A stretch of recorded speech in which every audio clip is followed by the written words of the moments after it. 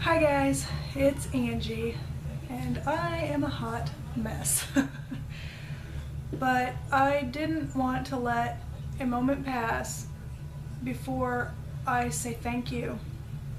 And many of you know that I've been going through a trying time the last several days.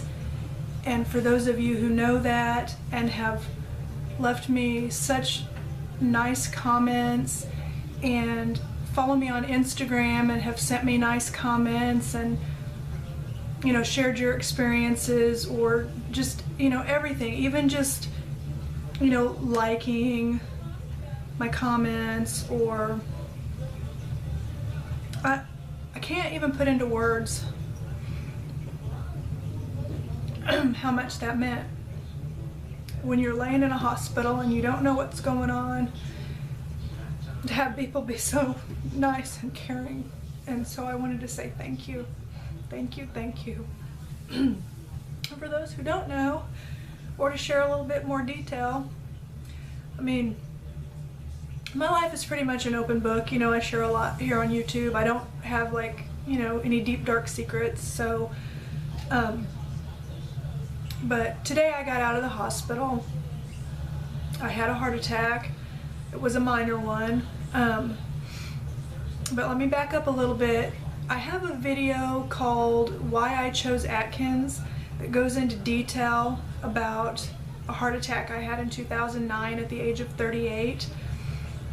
I have an issue that's, from what I understand, kind of rare, where back in 2009, I had a cardiac artery spasm.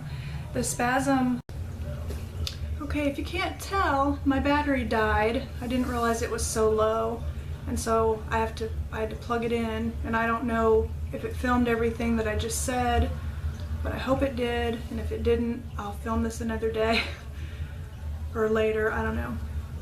But I don't know how much of that it caught, but I was saying back in 2009 I'd had a heart attack, and it was caused by a cardiac artery spasm that lasted so long. The cardiologist said it's like when you have water going through a garden hose and you crimp it, and how no water comes out of the end. Well, I had no blood going to my heart, so my heart arrested, and so I had a heart attack, and it was a pretty significant one back in 2009. I was in the hospital for a while, while they figured out what kind of treatment. And also there's like an enzyme level that shows up in your blood that usually it shows immediately, that heart cells have died, and that level goes up, up, up, up, up, and then it'll peak and go back down. And so they watch for that. And my levels were, pretty high at the time, and so I stayed in the hospital for several days while they waited for that to level out. I don't have your typical risk factors for a heart attack. I don't have high cholesterol, high blood pressure, not really like way overweight, or all the your classic. I don't smoke. I've never smoked. I don't do any kind of drugs. I never have. Nothing that would cause a heart attack. So that just came out of the blue. It was quite the shock. And after that, I started watching my diet even more, and then I kind of fell off the wagon and got back on. But anyway, that's a whole nother story. And I think I talk about that in my Why I Chose Atkins video too. But anyway, I've been taking medications. I take like an aspirin, and the combination of an aspirin and cholesterol medicine, even though my cholesterol's never been high, and a blood pressure medicine, basically the blood pressure, just so it makes sure that the pressure going through your vascular system doesn't get high, and then like a dilator, like something that helps relax the arteries and everything. And so I've been taking that, and the heart attack happened in June 16th of 2009. Well, this past Saturday, I got up, did my normal stuff, let the dog out, started the coffee pot. I usually, if there's any dishes in the sink, because my boys, it's like I go to bed, there's no dishes, I get up and there's dishes in the sink, put them in the dishwasher. Just did, my little few morning things, and then I was going to go lay back in bed with my husband and watch the news. And, normally we'd just kind of take it easy and drink our coffee and watch a little television. Well, on my way back to the bedroom, I just got this crushing pain in my chest. And it was very similar to the heart attack, except it didn't have the really bad pressure. And when people say that, at least in my instance, and I've heard people say it feels like, like there's an elephant or a truck or a person, just something on your chest, just crushing. That's what the one in 2009 felt like. That plus the pain, and then I had it radiating down the arm, your classic. And in women, it can present itself different. And in the second one, it did present a little bit different. The pain was the same, but this radiated, the first one radiated up into my jaw. This one went up both sides of my neck, into my jaw, and down into my biceps, which was weird. But so I have nitroglycerin, and so I wasn't sure. I've had in the past, way long time ago, I had like a gallbladder attack, and if any of you have ever had that, it hurts in your chest all the way out through your back. And so I was thinking, well, at first I was like, well, is this a gallbladder attack? Is this another heart thing? And that's part of what's really terrifying, is you don't know what's what. So what I did was I took a nitroglycerin tablet, and you put those under your tongue, and if it's heart related, the pains will subside, but then if the activity is still occurring, they'll come back. Well, almost immediately, as soon as I started dissolving that, the pain subsided, and then it came back. And nitroglycerin will give you like a pounding headache, just like, it's almost like an instant headache, and then it goes away almost as fast as it came, in my experience. And so I knew it was heart related, so we got up, we got dressed, and went to the hospital. We have a hospital that's just right down the street from us, which is the place I went the first time to. They don't have like an advanced cardiology unit, but they do have an ER, and they're able to, to treat you.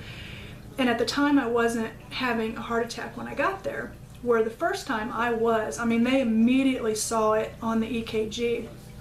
So, long story short, in case you don't want to watch this whole video, I did have another heart attack. It just wasn't as advanced as the first one, probably because of all that medicine I'm taking. The vessels opened up much quicker than they did the first time. But when I first got there, they hook up the IVs, they do all this stuff, hook you to the EKG. They didn't see like an active heart attack occurring, but what they wanted to do was monitor my blood for those enzymes that show up after you have a heart attack. And the first draw they took, nothing showed up, and so they said, well, since you have a history, we're going to go ahead and keep you for 24 hours for observation. And then we're going to go ahead and do some more tests, some ultrasounds of, because at first I think that they thought, since nothing showed up immediately, well, maybe it's gallbladder or something else. So I was like, it's just the gallbladder. And so they did the sonogram of the gallbladder and everything. And in the meantime, while we were waiting back for those results to come back, after, I think it was the third blood draw, mind you, I'm getting my blood drawn every 4 hours. I am like, oh, I still have my hospital bracelet on. Oh well. I feel really discombobulated, but so those enzyme levels started going up, and so that was like indication to them, okay, it was a heart issue. We're going to transfer you to the larger hospital with the larger cardiac unit, wonderful cardiac unit. And so they were preparing me for transport, and you get to go in an ambulance. This time, the first time, it was lights and sirens blaring, because I was in the middle of having the attack. This time, since it was already over, I just, went, no, it was a non-emergency at that point because they had me stabilized. But where was I going? Oh, and then also the results from the ultrasound came back, and my gallbladder is pretty much the same as it was years and years ago. And I think they call it like it has sludge in it or sand. It's like, I guess, pre-stone. There's no stones or anything. And I think I'm probably maybe heading stuff off because I don't eat really high fat. I follow Atkins, and it does allow fats, but I don't overdo the fat. I don't eat as much fat as what they actually allow. So I'm still kind of watching it. So eventually someday I may have to have my gallbladder out, who knows. But that's like laparoscopic, and I know a lot of people have had it done and it's not really a big deal. But so anyway, they transferred me to the bigger hospital and put me in a room and kept monitoring those enzyme levels. Well, they kept going up. So just, you know, the more they go up just means the more damage. But of course they didn't go up as bad, and then they started going back down eventually, which was a good thing. So I did take some damage to my heart, but it could have been a lot worse. And I think the fact that I try to walk 10,000 steps a day, and you know, I've for a long time been a walker, you know, walking and trying to keep that heart muscle strengthened. I'm hoping that's what helped that time, and I'm going to continue to do that. I can't right now. For this week I have to kind of take it easy, and then also yesterday I had a heart catheterization where they run that tube like up through your groin up to your heart to just check and make sure there are no blockages. And they weren't expecting to find any, but you know, they didn't have any 5 years ago, but you know, things can change. And so, because if there was a blockage, they could have done like a stent or cleared a blockage or whatever. What's so frustrating about having the cardiac, you know, the artery spasms is there's not really, they don't know exactly what causes them, and there's not really a 100% way to prevent them. So it's just, so it's like, you know, is this going to happen to me again? And I'm trying to stay positive, and I'm just going to keep walking and doing the best I can for strengthening my heart. And I know that the damage wasn't as bad this time. I can tell, I can feel it in myself, because the first time was so weird. It's like one day you feel fine, you have a heart attack, the next day you feel like a truck hit you.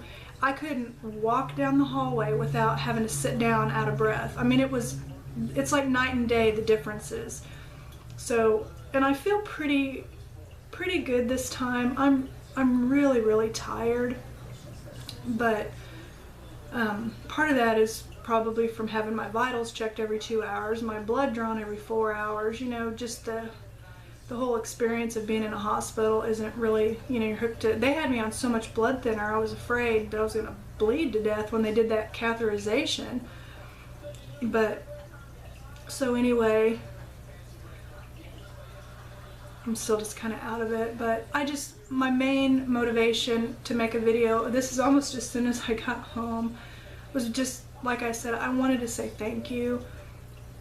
I have just made so many friends on YouTube who I'm friends with on Instagram also, and you're just the best people. You really are. Some of the most wonderful people I've ever met in my life, and I wish I could meet you in person. I wish we could, you know, have like pick a place, you know, and everybody go there and meet or something. But, you know, I know all that's expensive, plane rides and hotels and all that stuff, but and probably not very realistic, but it would be really cool. Or maybe, I do Google Plus, but I don't get on it a whole lot, and I know you can do like, I think you can do like chat rooms where you see each other or something. I've never done it before, so I don't know how it works, but that would be really cool. But I'm gonna stop rambling.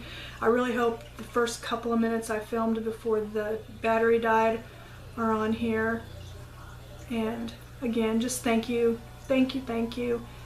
And I will talk to you next time. Bye.